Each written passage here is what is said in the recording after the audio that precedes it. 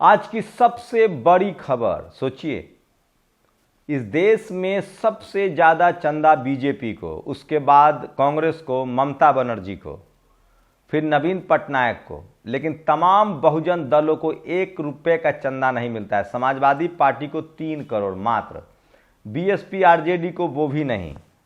ये सबसे बड़ी खबर है और इसीलिए इलेक्टोरल बॉन्ड पर सुप्रीम कोर्ट ने रोक लगा दी है। तो सोचिए कि सबसे बड़ी खबर है, बीजेपी को अपने 6,500 करोड़ रुपए का हिसाब देना पड़ेगा, जो उसको पिछले 5 साल में 2018 से 24 तक के बीच में मिला है, जिसमें 19 से हिसाब देना है। ये सबसे बड़ी खबर है। किसानों का कल भारत बंद है।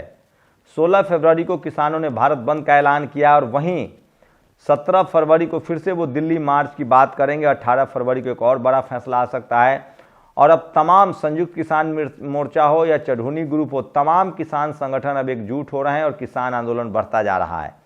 वहीं सुप्रीम कोर्ट, हाई कोर्ट ने फटकार लगाई है हरियाणा पंजाब हाई कोर्ट ने सरकार को, हरियाणा सरकार को कि आपने रास्ता क्यों रोका। और जिस अग्रवाल नाम के वकील ने सुप्रीम कोर्ट के चीफ जस्टिस को चिट्ठी लिखी थी कि ये ट्रैफिक जाम है, वहां वकील जो है उसी के खिलाफ हो गए हैं।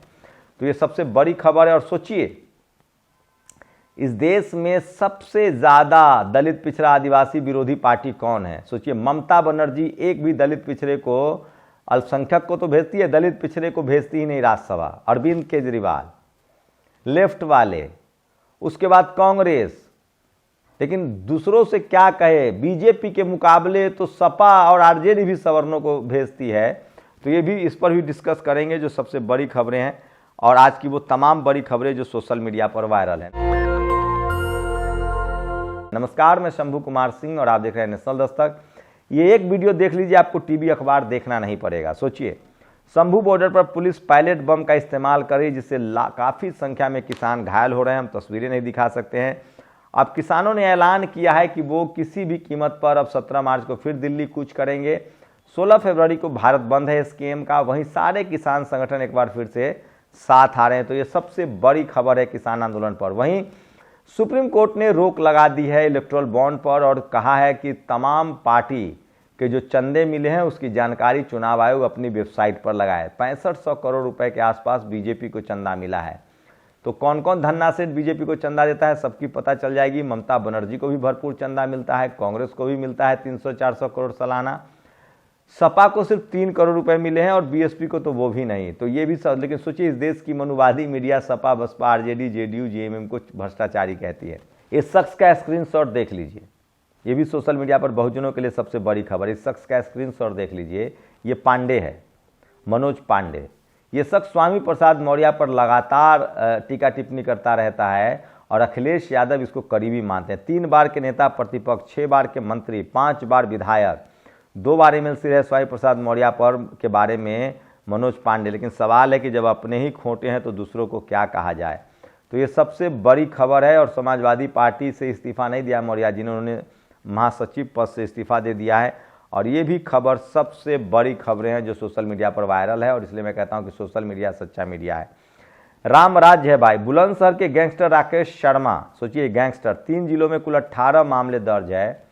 गाजियाबाद में एक चार्टर्ड अकाउंटेंट से 5 करोड़ ठगी कर लिया, ये अब बीजेपी में शामिल हो गया है।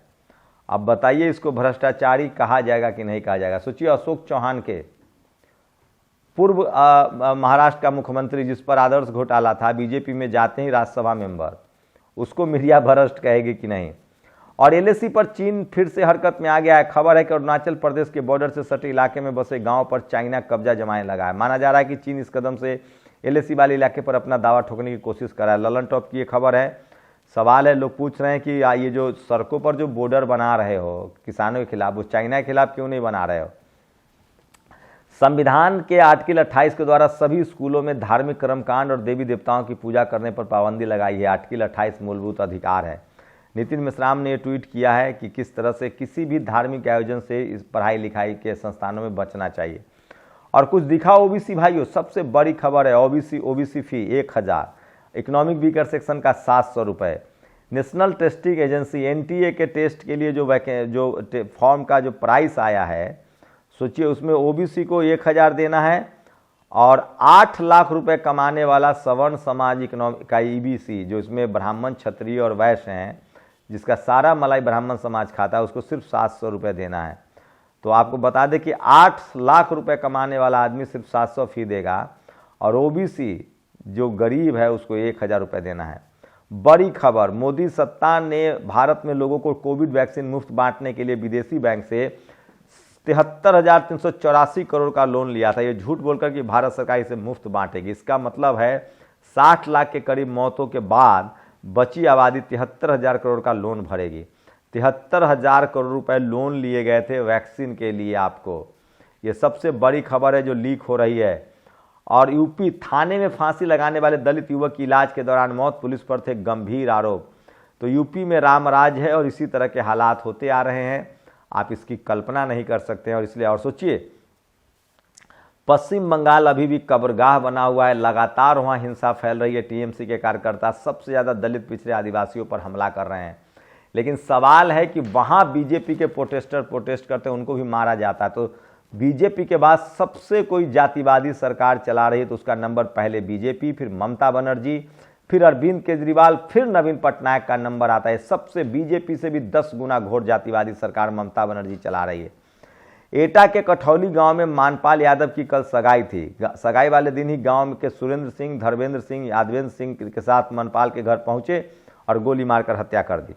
सोचिए, 2 जमीन के लिए विवाद था। सोचिए अब कोई इनके घर नहीं जाएगा। तो ये स्थिति है यूपी में, रामराज है।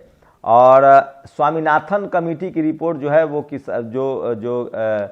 फार्मिंग जो किसान मंत्रालय है, कृषि मंत्रालय है, माफ़ कीजिएगा, कृषि मंत्रालय के वेबसाइट से वो रिपोर्ट ही गायब कर दी गई है। उस स्वामीनाथन की रिपोर्ट गायब है जिनको भारत रत्न मिला है। तो सोचिए कितनी बड़ी खबर है, लेकिन कोई टीवी अखबार नहीं दिखाएगा। स्वामीनाथन आयोग की रिपोर्ट ही कृषि मंत्रालय की वेबसाइट से गायब है क्योंकि किसान उसको लागू करने की मांग कर रहे हैं। तो ये सबसे बड़ी खबर है जो सोशल मीडिया पर वायरल है। और इसलिए मैं कहता हूं कि सोशल मीडिया ही सच्चा मीडिया है, सोशल मीडिया ही बहुजन मीडिया, ये सबसे बड़ी खबर है। और ये वो खबरें हैं जो आपको कोई नहीं दिखाएगा। और सोचिए, सोशल मीडिया पर ये भी वायरल है किस तरह से राकेश शर्मा नाम का एक नेता बीजेपी में शामिल हो जाता है, जिस पर 18 केस है। अब उसके दाग धुल गए हैं। इंडियन एक्सप्रेस की खबर है कि स्वामीनाथन आयोग की जो रिपोर्ट है उसको ही वेबसाइट से हटा दिया गया। ये सबसे बड़ी खबर है। किसान महंगी गाड़ी नहीं चला सकता, आईफोन नहीं रख सकता, अच्छे कपड़े नहीं पहनता, अच्छे जूते नहीं पहन सकता, आलीशान मकान में नहीं रह सकता। किसानों से इतनी बड़ी समस्या इस देश के सामंती विचार वालों को है, सामंती नहीं जातिवादियों को है। आज भी सामंती और जातिवादी विचारधारा के लोग किसानों को दरिद्र, दिनहीन, गरीब के रूप में देखना चाहते हैं। किसान यानी दुबला पतला आदमी, फटे पुराना, अपनी बंजर भूमि पर खड़ा होकर आसमान की ओर बारिश की उम्मीद से देखता हुआ। ऐसे ही किसान शहरों में रहने वाले लोग देखना चाहते हैं। भारत की संस्कृति में श्रम और उत्पादन करने वालों से नफरत करना सिखाया गया। बिल्कुल भारत की संस्कृति नहीं है, मनुवादी नीति है, जातिवादी नीति है कि जो मेहनत करेगा वो शूद्र हो गया, अछूत हो गया। जो बकलोली करेगा, बैठ के खाएगा, दूसरे का खाएगा, ठगेगा, वो सबसे उच्च है। जो राज करेगा वो मध्यम है, जो व्यापार करेगा वो तीसरे नंबर पर है, और जो मेहनत करेगा वो तो एकदम किसी नंबर पर ही नहीं है। तो ये सबसे बड़ी खबर है। और इलेक्ट्रल बॉन्ड को लेकर भी सबसे बड़ी खबरें मैं बता रहा था, इसलिए कह रहा हूँ सोशल मीडिया ही सच्चा मीडिया है, सोशल मीडिया ही बहुजन मीडिया है। सुप्रीम कोर्ट ने इलेक्ट्रल बॉन्ड पर रोक लगा दी है। और जो 5 किलो चून के लिए सरकार की, तो सोचिए ये सरकार खुद कहती है कि हम लोगों को 5 किलो राशन दे रहे हैं। वो राशन सरकार कहाँ से आती है? यही किसान तो उगाते हैं। और सोचिए कि अगर ये किसान अगर नहीं उगाते तो आपको कहाँ से मिलता 5 किलो राशन? इसलिए किसान अन्नदाता है, उसकी मदद कीजिए। और वो धरना, जिस तरह से उसके साथ व्यवहार हो रहा है, लगता है कि वो इस देश में सबसे बड़े क्रिमिनल्स हैं। सवाल है कि संवैधानिक, इसी तरह से SC/ST एक्ट बचाने के लिए जब दलित समाज के लोग सड़कों पर उतरे थे तो किस तरह से उन पर गोलियां चलाई गई थी। 10 से ज़्यादा शेड्यूल कास्ट के युवक शहीद हुए थे। तो ये सबसे बड़ी खबर है। और सोचिए 5500 से अधिक आंसू गैस के गोले छोड़े गए हैं। एक का दाम 1000 रुपये करीब होता है, तो 45 लाख का तो आंसू के गोले छोड़ दिए गए किसानों पर। किसानों को रोकने के लिए हरियाणा सरकार ने पूरा बैरिकेड कर दिया है। और ये सबसे बड़ी खबर है जो आज मैं बता रहा हूँ। सोचिए किस तरह से इलेक्ट्रल बॉन्ड के खिलाफ सुप्रीम कोर्ट ने रोक लगा दी है। और ये सबसे बड़ी खबर है। और इसको लेकर तमाम लोग लिख रहे हैं, प्रधानमंत्री मोदी का इस्तीफा मांग रहे हैं, ये भी सबसे बड़ी खबर है। और लगभग 6500 करोड़ रुपए का हिसाब देना पड़ेगा। तो ये सबसे बड़ी खबर है जो सोशल मीडिया पर वायरल है। किसानों की खबर है वो सोशल मीडिया पर वायरल है, और ममता बनर्जी के यहाँ कोई नीति नहीं है। तो ये सबसे बड़ी खबर है जो सोशल मीडिया पर वायरल है, और इसलिए मैं कहता हूँ कि सोशल मीडिया ही सच्चा मीडिया है, सोशल मीडिया ही बहुजन मीडिया। इलेक्ट्रल बॉन्ड को लेकर लगातार खबरें चल रही है, और सोचिए किस तरह से तमाम किसान जो हैं वो 16 फरवरी को, कल उनका भारत बंद है, और 17 को वो फिर दिल्ली कूच करने की कोशिश करेंगे। और तमाम किसान संगठन आज रेल रोको अभियान चला रहे हैं पंजाब में, हरियाणा में, और 16 तारीख को उनका भारत बंद है। ये सबसे बड़ी खबर है जो आज सोशल मीडिया पर वायरल है, और इसलिए मैं कह रहा हूँ सोशल मीडिया ही सच्चा मीडिया है, सोशल मीडिया ही बहुजन मीडिया है। तो आप लोग अपनी प्रतिक्रिया जरूर दीजिए। शुक्रिया। नेशनल दस्तक की आपसे गुजारिश है कि अगर इसको बचाना चाहते हैं तो नेशनल दस्तक को सब्सक्राइब करने के लिए रेड कलर के सब्सक्राइब बटन को दबाएं, फिर बेल आइकन की घंटी दबाएं। नेशनल दस्तक को बचाने के लिए बहुत जरूरी है कि हर खबर को शेयर करें, लाइक करें, कमेंट जरूर करें।